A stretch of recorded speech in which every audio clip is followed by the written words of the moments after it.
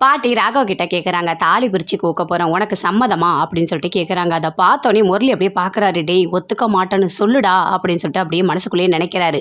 ஆனால் முரளியை ராகவ் அப்படியே பார்க்குறாரு. பார்த்துட்டு எனக்கு சம்மதம் பாட்டி, நான் ஒத்துக்கிறேன் அப்படின்னு சொல்கிறாரு. அதை கேட்டோன்னே முரளிக்கு பயங்கரமாக கோவம் வருது.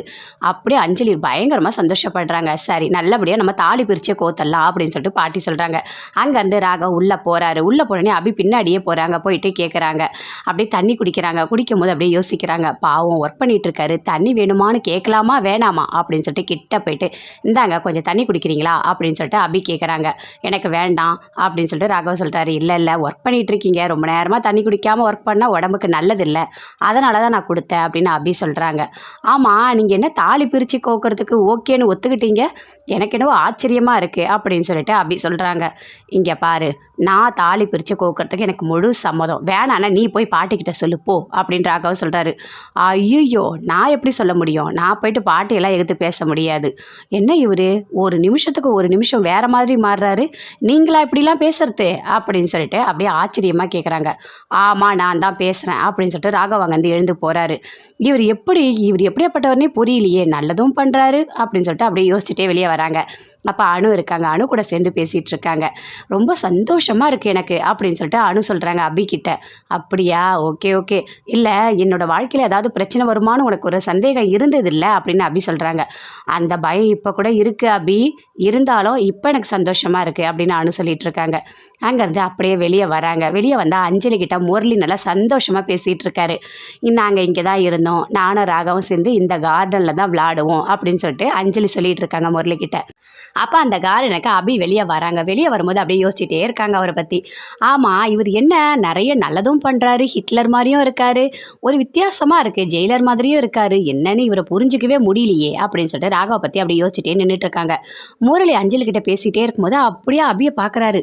அபியை பார்த்தோன்னே யோசிக்கிறாரு, எப்படியாவது இந்த அஞ்சலியை வந்துட்டு நாம் இங்கேருந்து வெளியே அனுப்பிடணும், அனுப்புனா மட்டும்தான் அபிகிட்ட போய் பேச முடியும் அப்படின்னு சொல்லிட்டு அப்படியே பிளான் போடுறாரு.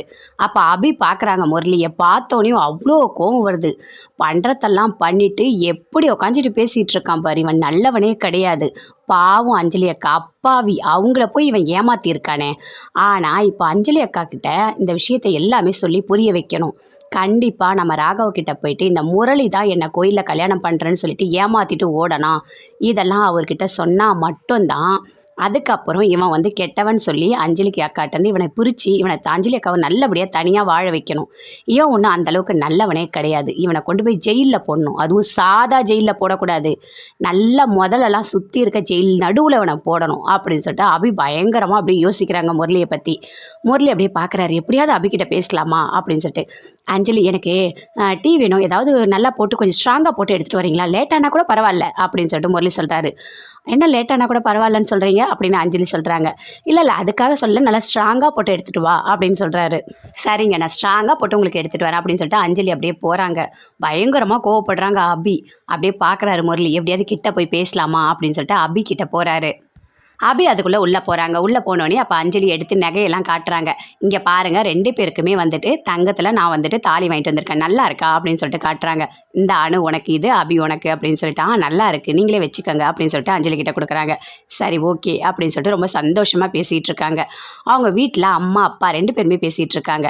எல்லா ஒர்க்கும் அப்படியே பார்த்துக்கிட்டே இருக்காரு அவங்க அப்பா, அபியோட அப்பா. அவங்க அம்மா கிட்ட சொல்கிறாரு, உனக்கு நான் வந்துட்டு வைரத்தில் ஒரு மூக்குத்தி வாங்கி தரேன்னு சொன்னேன், உனக்கு ஞாபகம் இருக்கா அப்படின்னு சொல்லிட்டு கேட்குறாரு. ஆமாங்க, அப்போ என் மேலே உங்களுக்கு பாசம் இருந்தது, இப்போ உங்கள் பாசம் எல்லாம் பொண்ணுங்க மேலே மாறிடுச்சு அப்படின்னு சொல்லிட்டு அவங்க அம்மா சொல்கிறாங்க. சரி, என் மேலே உனக்கு கோவமே இல்லையா, உங்கள் மேலே எனக்கு எப்படிங்க கோவம் வரும் அப்படின்னு சொல்லிட்டு அவங்க 2 பேரும் ரொம்ப அப்படியே ரொமான்ஸாக பேசிகிட்டு இருக்காங்க. அதுக்குள்ளே அவங்க அக்கா வராங்க. வந்தோடனே இங்கே பாரு, தாலி பிரித்து கோக்க போகிறாங்கல்ல அபிக்கும் அணுக்கும், அதனால் 2 மாப்பிள்ளைக்கும் 2 மோதிரம் எடுத்துகிட்டு வந்திருக்கேன் பாருங்க அப்படின்னு சொல்லிட்டு கொடுக்குறாங்க. ஏண்டி இப்படி அக்காவை கஷ்டப்படுத்துகிற, பாவம் இல்லை அக்கா அப்படின்னு சொல்கிறாரு. இல்லை அதெல்லாம் ஒன்றும் இல்லை, இந்த பாரு அப்படின்னு சொல்லிட்டு மோதிரத்தை கொடுக்குறாங்க. பார்க்குறாங்க. சூப்பராக இருக்குது அப்படின்னு சொல்லிட்டு அபியோட அப்பா அம்மா 2 பேருமே சொல்கிறாங்க. சரி ரொம்ப நாள் கழித்து மனசு விட்டு நீங்கள் 2 பேரும் பேசிகிட்டு இருக்கீங்க, நான் வேறு நடுவில் வந்துட்டேன், சரி நான் போகிறேன் அப்படின்னு சொல்லிட்டு அவங்க அக்கா அங்கேருந்து எழுந்து அப்படியே போகிறாங்க. 2 பேருமே சந்தோஷமாக பேசிகிட்டு இருக்காங்க.